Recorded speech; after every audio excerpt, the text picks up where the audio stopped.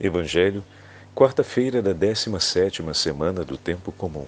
O Senhor esteja convosco, Ele está no meio de nós. Proclamação do Evangelho de Jesus Cristo, segundo São Mateus. Glória a vós, Senhor. Naquele tempo, disse Jesus à multidão: O reino dos céus é como um tesouro escondido no campo. Um homem o encontra e o mantém escondido. Cheio de alegria, ele vai e vende todos os seus bens e compra aquele campo.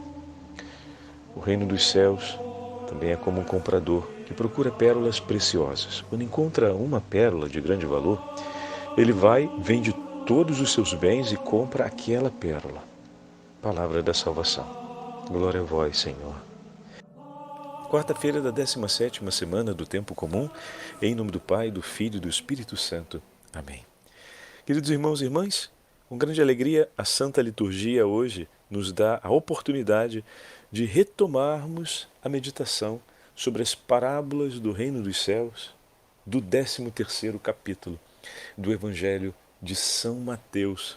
Havíamos começado alguns dias atrás, mas por conta da celebração dominical fomos ao Evangelho de Lucas. Depois, por conta da festa do apóstolo São Tiago Maior, voltamos para o Evangelho de Mateus, mas fomos para o 20º capítulo.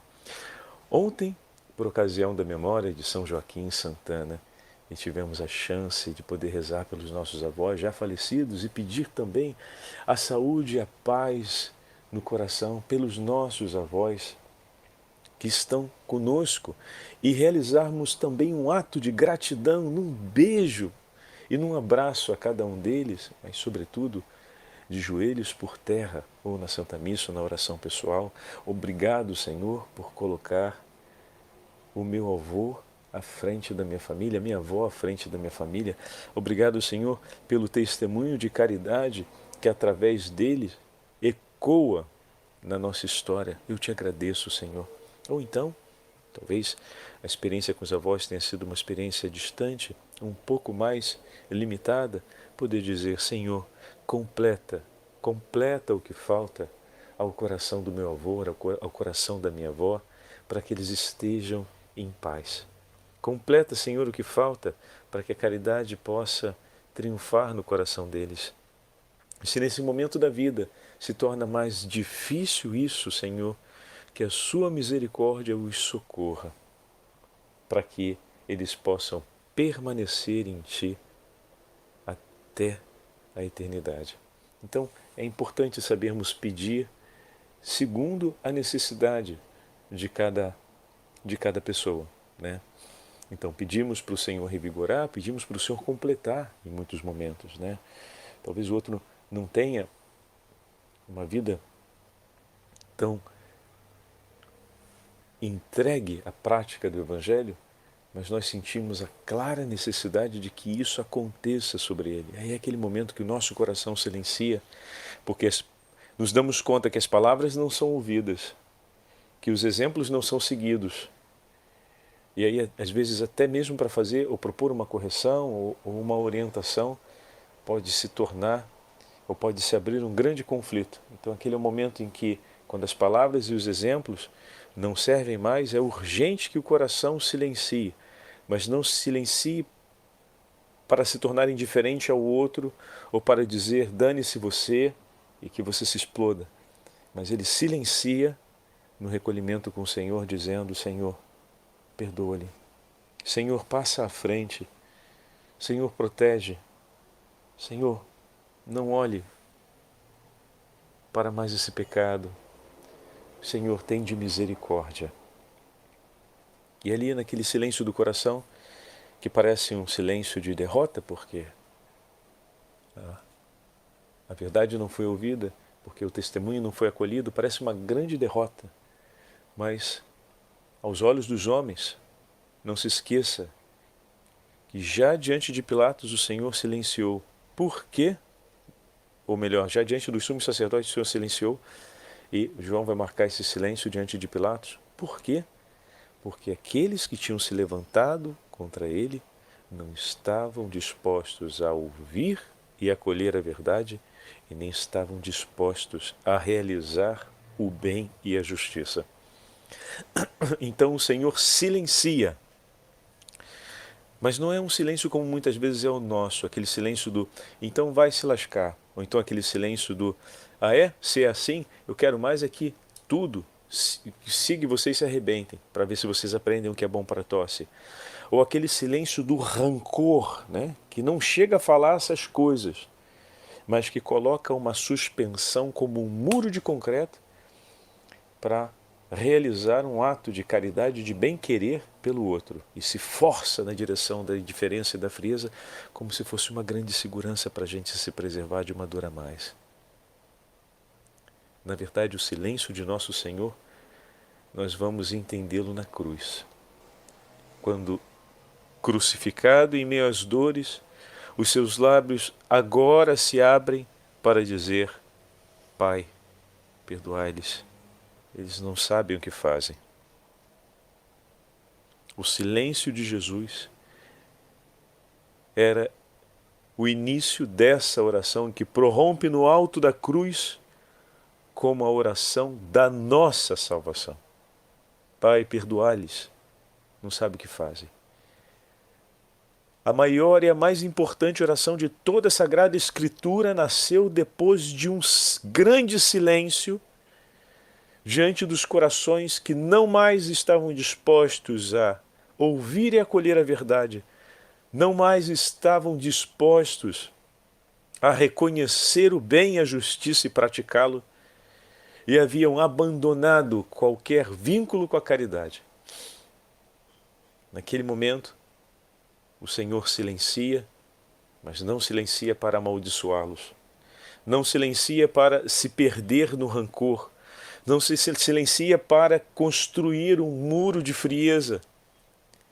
Silencia no recolhimento com o Pai, em reparação por tão grande mal e tão grande desgraça que acontece na vida daqueles.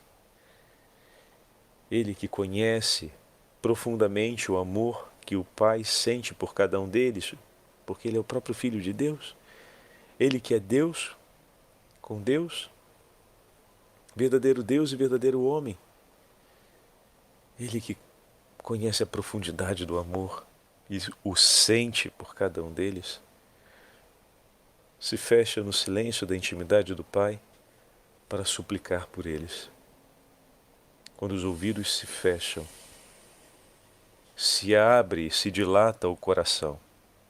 Pede essa graça para o teu Senhor, porque eu também preciso dela. A gente precisa pedir essa graça ao Senhor. Quando os ouvidos se fecham, é a hora que o coração se abre e se dilata para o amor. Mas isso não é óbvio e espontâneo. Isso só acontece com a ajuda de Deus. Isso só acontece no coração do homem, na vida do homem e da mulher que tem fé e que vive uma experiência de fé. E é uma necessidade que todos nós temos. Porque não entraremos no reino dos céus se o nosso coração não for assim. Ih, padre, então lascou-se para mim. Eita, calma. O teu Senhor quer que o seu coração seja assim. Não tenha medo de pedir isso para Ele. E se a sua impotência, como falávamos ontem, né? Falando sobre os avós, revela o quanto isso é difícil, é para que você creia e suplique ainda mais o socorro da providência. Se a nossa impotência se torna muito notória, mais evidente é para nós mesmos o triunfo da graça de Deus quando você se tornar uma pessoa melhor. Olha o que Deus tem feito na minha vida e a gente pode dizer, e olha, é tudo mérito dele. Não é sem razão que Paulo diz que ele pode apenas vangloriar-se das suas fraquezas, porque elas levaram a suplicar a misericórdia de Deus como nunca havia suplicado. E por meio dessa súplica, as fraquezas lhe trouxeram a graça do Espírito Santo pelo socorro da misericórdia de Deus. As fraquezas o aproximaram da fé. As fraquezas levaram ele a reafirmar a sua esperança. Então, por isso, Paulo diz, benditas são essas fraquezas e delas eu me glorio, porque elas me trouxeram Cristo e me aproximaram dele. A impotência não é o sinal de que está tudo perdido, mas é o sinal de que só Deus pode por você, só Ele pode transformar a sua vida. É o sinal de que chegou o momento em que Deus vai agir, porque toda a minha resistência foi por água abaixo. Eu estou percebendo agora realmente que sem a sua mão, Senhor, eu nada posso. E agora, mais do que nunca, eu sei, preciso de Ti, Jesus. Salva-me, salva-me. No momento em que os outros não mais escutam a verdade, no momento em que os outros não mais buscam a justiça e o bem, e não mais se empenham a liberdade, ali é o momento claro, no coração de Jesus, de silenciar para suplicar por eles, por nós. Pai, perdoai-os, Senhor. É a evidência de que eles não conseguem mais pedir por si e de que a morte se tornou verdade imperiosa e potente sobre a vida dos homens. E diante disso, o Senhor se recolhe na intimidade do Pai e reza por nós, em nosso nome. Ele quer nos levar a vivermos também essa experiência, meus irmãos, a rezarmos assim pelos nossos irmãos, a termos esse amor e esse zelo na hora de falarmos e vivermos o Evangelho. Por isso, no Evangelho de ontem, felizes os corações que viram e ouviram, e falávamos um pouquinho sobre isso também. Tantas vezes a vida nos mostra, sobretudo no tempo da conclusão, tanta dureza e aspereza, mas a gente não pode se esquecer daquilo que Deus fez por nós, porque ali está a nossa esperança. Aí hoje, com a possibilidade de retomarmos duas parábolas, né? O Evangelho nos entrega duas parábolas, a parábola do tesouro e da pérola, que São João Crisóstomo, que ouvimos segunda-feira, que nos ajudou a entrar no Evangelho da festa de São Tiago Maior. Hoje ele também vai comentar para a gente essas duas parábolas de uma maneira muito delicada, e nós vamos ouvir já já.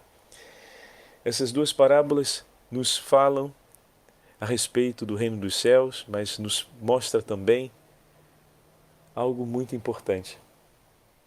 Em ambos os casos, o tesouro escondido no campo e também a pérola, nós temos a prontidão e o reconhecimento imediato daquilo que se encontrou, do valor daquilo que se encontrou. Por isso peçamos sempre a Deus para que saibamos reconhecer o valor do Evangelho, o valor daquilo que nos propõe Jesus. Né? Falávamos ainda há pouco, puxa, se é assim para entrar no céu, caramba, está ruim para o meu lado. Não, reconheça o valor daquilo que o Senhor te propõe e deseje isso, a prontidão do coração em desejar. Às vezes a gente olha primeiro e se fixa na miséria e do limite do nosso coração e se esquece que se Deus nos propõe isso, um, é porque é possível, e dois, porque Ele quer, e Ele é onipotente, meu amigo. Ele é onipotente. Ele não iria propor algo para ti que não fosse uma realização no seu amor. E depois, Ele não proporia algo para ti sem ser por ti o seu advogado e aquele que vai te acompanhar na construção daquele bem, na edificação daquela verdade. Jamais Ele faria isso.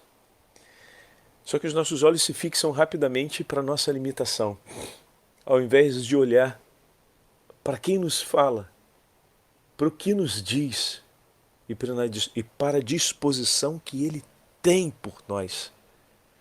Olhe para o teu Senhor, para o que Ele te fala, e para a disposição do coração dele. E você encontrará coragem. Lembram?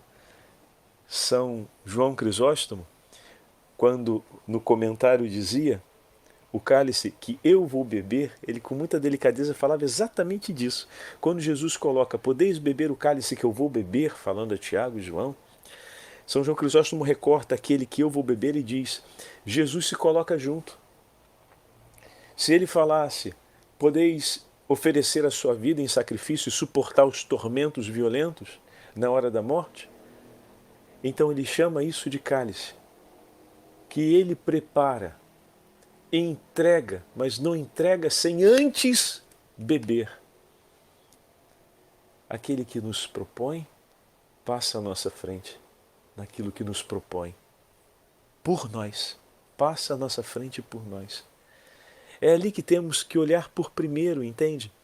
Se a gente olha por primeiro e fixa os nossos olhos na nossa impotência e na nossa realidade, e paramos ali, quase sempre não conseguimos ver ou perceber aquilo que o Senhor nos propõe na grandeza de sua colaboração e ação. Aí parece que Ele está querendo nos pedir algo enorme para ter razão para nos acusar. E não é isso. Deus jamais faz assim. Se Deus te pede uma ousadia ou uma entrega ou uma ação tão prodigiosa com o teu coração na hora de amar o teu irmão, é porque Ele está te dizendo que sim, é possível, e 2, eu estou disposto e venho em teu socorro para isso.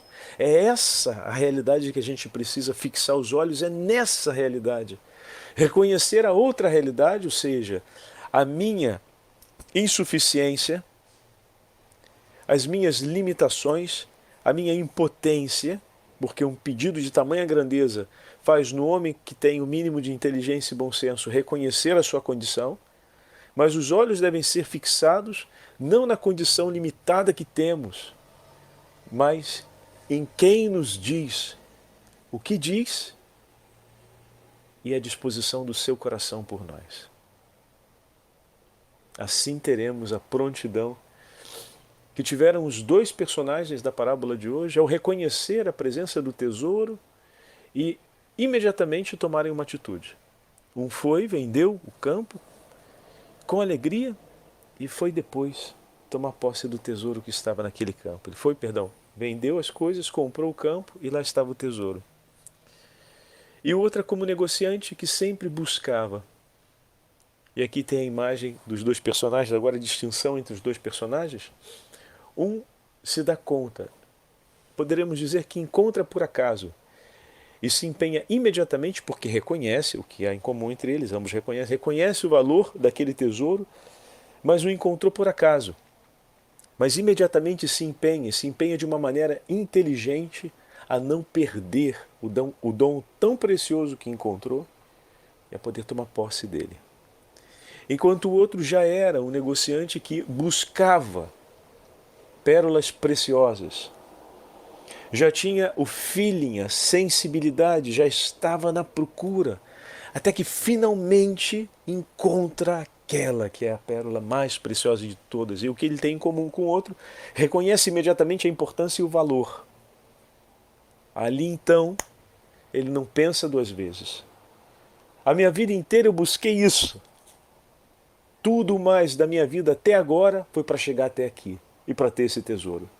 Então eu empenho tudo e abraço esse tesouro. Aqui está agora o meu tudo. Porque eu vim e vivi até aqui. Encontrei. Então tudo foi parte para que eu pudesse chegar até aqui. E toma posse daquele tesouro, daquele momento, e vai feliz, pois encontrou o que estava buscando desde sempre. Então, o segundo personagem, ele é o homem que busca a verdade, o homem que busca Deus. Os 2 retratos aqui, daqueles dentre nós que foi alcançado pelo Senhor na surpresa e daqueles que desde talvez de uma tenridade conheceram a respeito do Senhor e começaram a buscar, e na medida em que buscavam, ia crescendo cada vez mais o refino nessa proximidade até que, estando de frente com o Evangelho, com a verdade da caridade, a abraçou sem mais abandoná-la. Onde você está? No primeiro, no segundo exemplo? Mas seja em um ou em outro, o Senhor está por você, pois o tesouro foi colocado ali para que você encontrasse. E a pérola, e as outras pérolas você foi encontrando, se a gente está no outro caso, para que o teu coração pudesse compreender ainda melhor o valor daquela que você estava por encontrar e que já te esperava. Assim é Cristo, na sua pedagogia de amor, nos levando até Ele. Para completar a nossa meditação de hoje, eu leio esse trechinho de São João Crisóstomo, comentando o Evangelho. As duas parábolas do tesouro e da pérola ensinam a mesma coisa, que temos de preferir o Evangelho a todos os tesouros do mundo. Não há uma situação ainda mais meritória, mas há uma situação ainda mais meritória. Preferi-lo com gosto, com alegria e sem hesitação. Olha que bonito, né? Então, temos que preferir o Evangelho acima de todas as coisas, preferir o que Cristo nos propõe acima de todas as coisas, mas preferir-o com gosto, com alegria, sem hesitação, é algo ainda melhor. Não podemos esquecer-nos de que ganhamos mais do que perdemos ao renunciar a tudo para seguir a Cristo. O anúncio do Evangelho está oculto nesse mundo, como um tesouro escondido, um tesouro inestimável, mas que se encontra escondido. Para procurar esse tesouro, são necessárias duas condições. Ouçam bem: a renúncia aos bens do mundo, para que não se tornem o tesouro do seu coração, e uma sólida coragem. Efetivamente, trata-se de um negociante que procura pérolas preciosas. Ao encontrar uma de grande valor, teve a coragem de vender tudo quanto possuía e comprou essa pérola. Essa pérola única é a verdade. E a verdade é una. Ela não se divide. Então, possuis uma pérola? Então, conheces a tua riqueza? Mas, se tens fechada essa pérola, tão rica e preciosa, na concha de tua mão, o mundo irá ignorar a fortuna que tens. Acontece o mesmo com o Evangelho. Aqui São João Crisóstomo vai usar uma continuação da metáfora, né? Uma vez que você descobriu essa pérola preciosa que você tem, se você faz agora da sua mão uma concha e a esconde, né? O que ele está querendo falar com isso? A respeito da alegria, dos itens que foram citados antes, né? Ter o tesouro é algo muito importante. Encontrou o tesouro, né? Aí ele pega a imagem que passa na segunda parábola, a alegria de ter encontrado a pérola preciosa. Então ele diz, é meritório ter, muito mais meritório é você ter com gosto, com alegria, sem hesitação. E ele vai usar isso agora nesse alongamento da metáfora na segunda parábola, dizendo, se você tem a pérola, mas você a fecha na concha de sua mão, né? Bom, o mundo ignora aquela fortuna e você não celebra a alegria.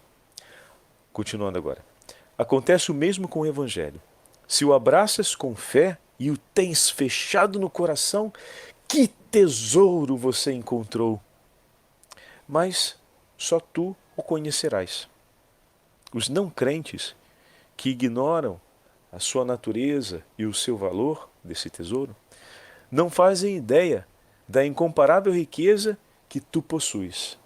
Mas quando o teu coração se deixa transbordar de alegria e teus lábios sem excitação falam da felicidade daquilo que encontrastes, agora outros começarão a buscar também o precioso tesouro e dessa forma também eles se alegrarão ao encontrarem. O Senhor esteja convosco, Ele está no meio de nós. Que pela intercessão de São João Crisóstomo, o nosso coração possa estar sempre cheio de alegria nas verdades do Evangelho e que pela intercessão da Beatíssima Virgem Maria, o Senhor nos livre de todos os perigos e nos envie sempre em missão, em nome do Pai, do Filho e do Espírito Santo.